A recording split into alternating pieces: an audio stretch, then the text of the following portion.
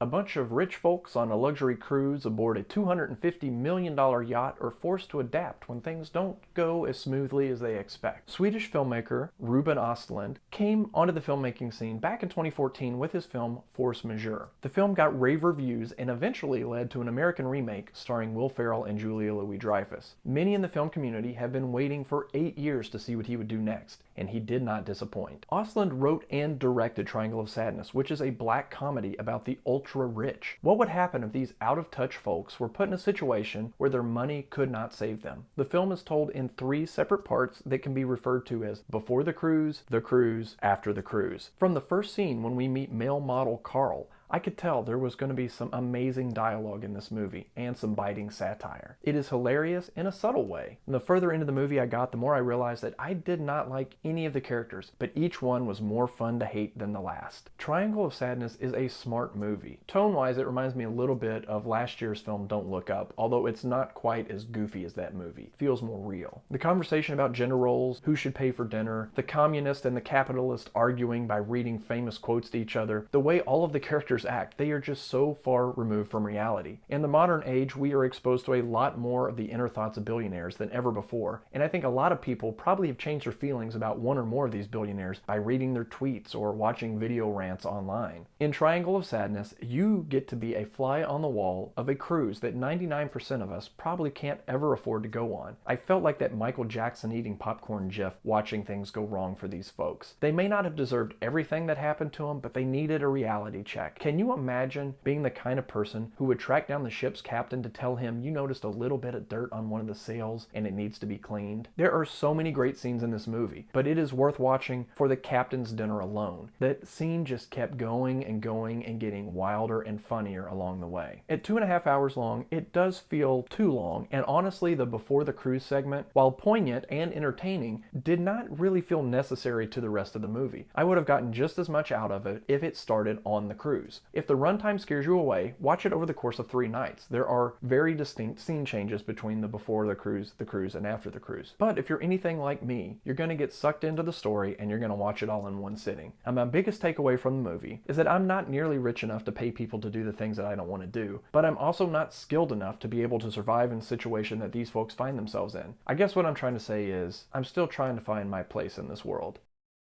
Enjoying a glass of wine on the open sea, getting that perfect shot for Instagram, hand grenades, that male model stare, trying to stand up straight on a rocking ship, trying to finish an argument before the elevator door shuts.